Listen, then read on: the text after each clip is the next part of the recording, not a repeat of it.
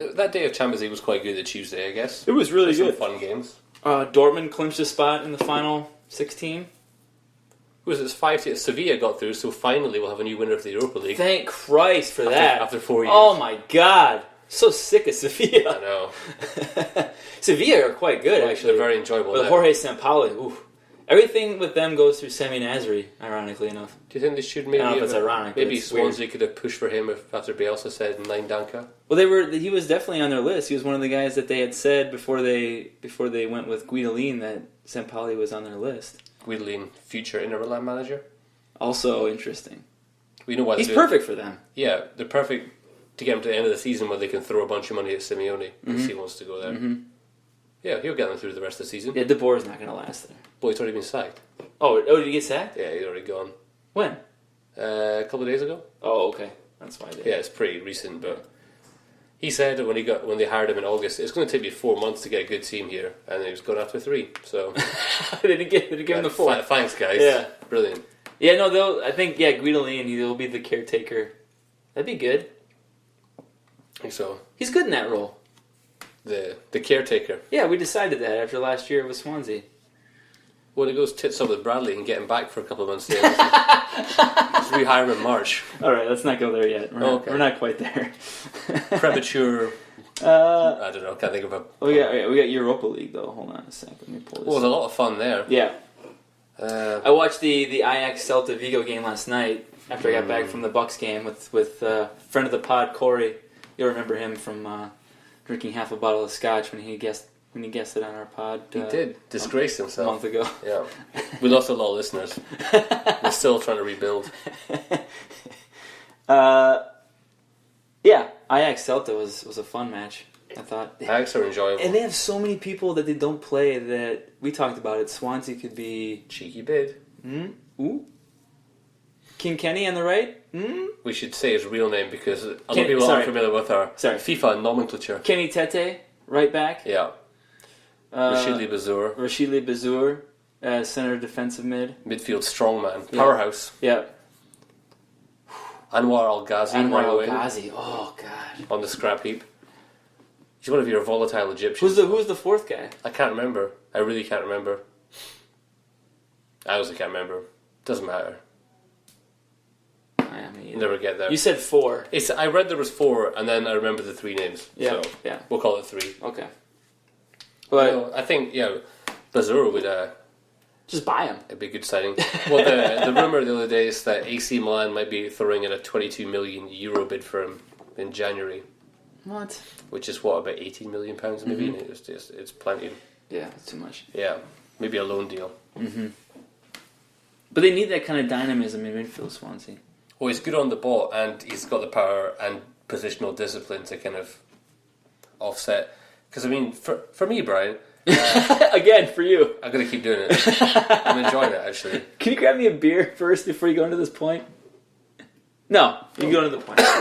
You need a beer? No, I'll go. Sorry. No. I'll go. I'll get 2 beers. But you can't really be doing Leroy for any kind of midfield too. I don't care if there's one guy behind him, one guy in front of him. He shouldn't be in there. If you're going to play him at all, it needs to be as an attacking midfielder because he's just too much of a liability with defensively. Yeah. He's the guy we have to put in if Gylfi is injured for some reason or suspended. Yes. Otherwise, he sits. There's a reason that he was on teams that were relegated the last 2 years or whatever. Going for a hat trick. Yeah.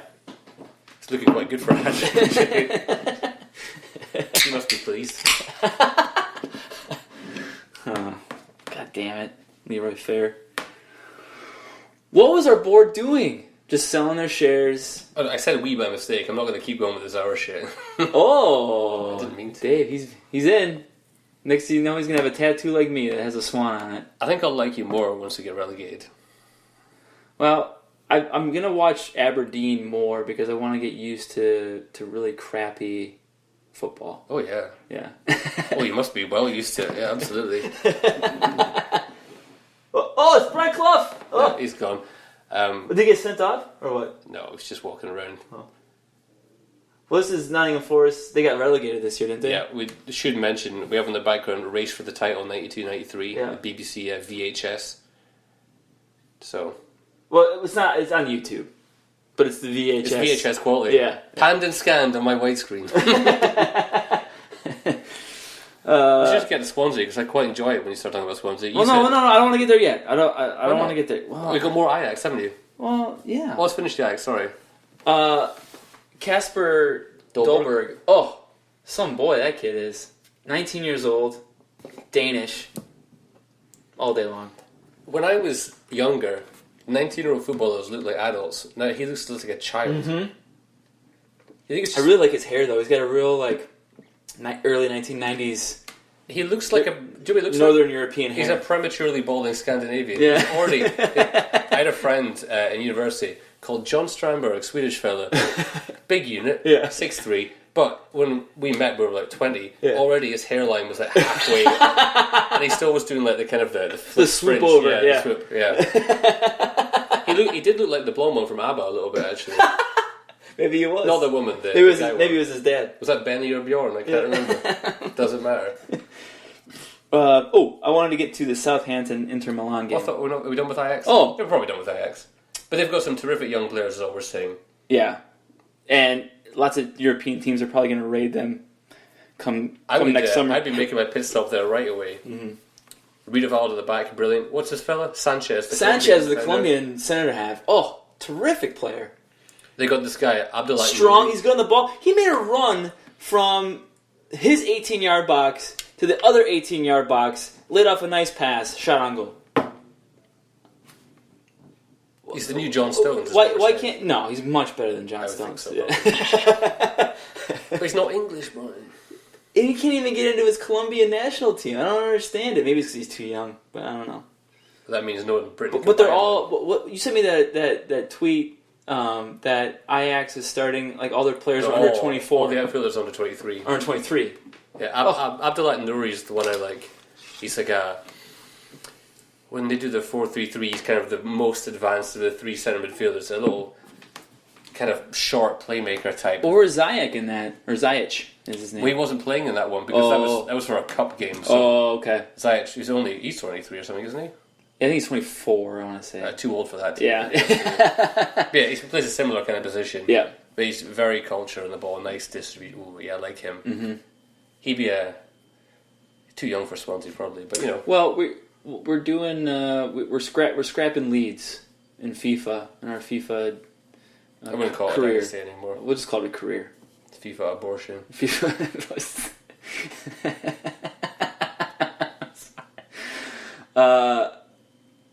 And because it's just too frustrating to play FIFA with a mediocre championship side, even though they've got Angel Correa, Iker Muniain, I don't know, any number of decent players. We just can't get out of the championship team. So we're scrapping that. Either we scrap that or we have to scrap alcohol. One or the other. Yeah, no, we're not scrapping alcohol. Yeah, we'll start Ajax. So we're going to start Ajax, and it's going to be great because we're only going to scout Danish kids. Dutch. Oh, sorry, Dutch kids. But we're going to keep the team that they have and just play all their younger guys. It's going to be great. And we're going to go back to the old Johan Cruyff 3-4-3. This will be happening after 5 pints. Yeah. In just a couple hours' time. Dear, oh dear. But there's some other fun stuff in real life football. You wanted to talk about Southampton? Virgil van Dijk. Oh. VDV. Some game he had against Inter Milan. Storming. He was everywhere for them. He is turning into quite the center half. He is a very, very good center half. He was striding forward with the ball. He was distributing the ball very nicely. Every set piece, Inter Milan was just tackling him and they weren't calling it, and finally he got the goal. I mean, he was, for me, the man of the match for Southampton. I would think so. Yeah. But, you know, they always say you want your defensive partnership, you need the... For me, he was the man of the match. For me, Dave. You want your kind of tougher guy at the back, and then your ball player is that's the stereotype. But he's kind of both. He's the same. He is the partnership. It's just him. Just play midfielder next to him. You don't need another defender. Yeah, I can't imagine that next summer someone's not going to throw a bunch of money at him. Him and Dusan Tadic. Like, both those guys are... They deserve... Well, I mean, they don't deserve, but they will get... You're right. They will get money just... They can play what they want. Yeah, exactly. I think Van Dijk could be decent at Barcelona. Yeah. Yeah. He's almost as good as Jeremy Mathieu. Mm-hmm. Not quite. He's a better version of PK, I would say. Not as handsome though, so depends what you want, what you're looking for. Yeah, it's that hair. The hair doesn't. I mean, if you took away the hair, he's kind of handsome, Virgil van Dijk. But he's got the ponytail going. Yeah, I mean, his face and stuff reminds me a bit of Ray Slingard, who was the rapper in 2 Unlimited, as you recall. I don't recall. Oh, don't you? You weren't ready for that. I was not ready. They were 5-3 Bilbao and Bilbao and Genk. Yeah, all 5 scored by Idris, the ageless wonder. Which I saw someone put that on Twitter. They scored all 5 goals, and someone went, but 3 of them were penalties. But, yeah, he still scored 5. He still scored 5 goals. Yeah. He scored 2 others. Yeah, still quite good. Ageless. Anderlecht over Mainz 6-1. They scored 3 goals in the 89th, 90th, and 90-something minute. Our boy Yuri Tielemans, who for some reason is still at Anderlecht. Yeah, I still don't understand. It doesn't make any sense. What's he done? Yeah. That'd be a signing for Swansea. You want to shake things up a bit. Yuri Tielemans. What do you think, Dave? I can't wait for us to talk about Swansea, the first podcast we do after the transfer window shuts in January. And they haven't signed anybody? You're going to be despondent. It's going to be devastating for you. There'll be snow piling up outside. You'll be thinking of Hugh Jenkins' face and just shivering and praying for an early death. Or his early death. Yeah. Well, anyway, someone's going to die. It doesn't matter. Devastating. We are not advocating Hugh Jenkins die. No. It was a long life away from Swansea. I'm not going to say anything. No. He just reminds me of Chris Finch from The Office. You used the British Office? Yeah. Chris Finch. Oh, yeah. Who wants a Finch pinch? Like, why down there, love? He looks a bit like him. He totally does. I always think of him when I see him. I never thought of that. Yeah, it's weird. And Fenerbahce beat Manchester United, which is always a treat. One great goal and one goal where De Gea looked a bit weird with the free kick. And this is a good segue. Yeah.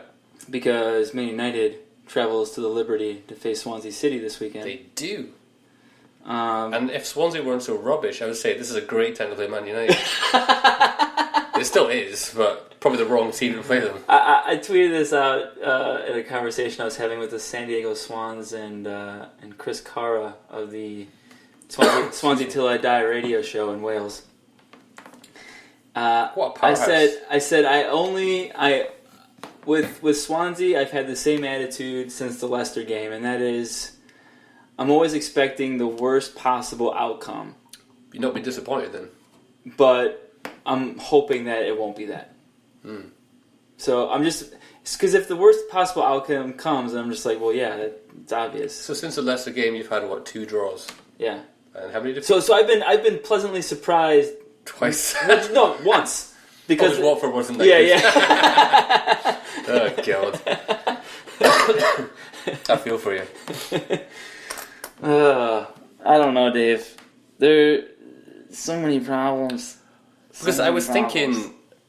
Okay. You go first. Do you... I want to ask you a question. Sure, because I saw you said in the forum, I'll look for some clarity from Dave. Yeah. You're not going to get any.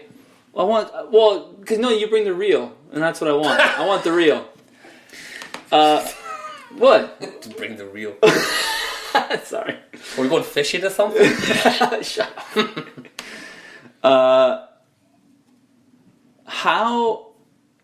So when the team selection came out, and about 15 minutes before that, I saw Kingsley and Fulton on the under-23 side for that day against Stoke, against their under-23s. I think... I wanted to throw my iPad through a fucking window. And did you? No, but in my head I did it. Yeah. Because how can you not include... I mean, I understand Fulton. Okay, whatever. I get it. He's unproven. But Kingsley has proven he's more than capable and much better than Neil Taylor. Or he at least has the potential to develop and become better than Neil Taylor. Yeah. Without being any worse than him. So when I saw that, I was infuriated I didn't understand.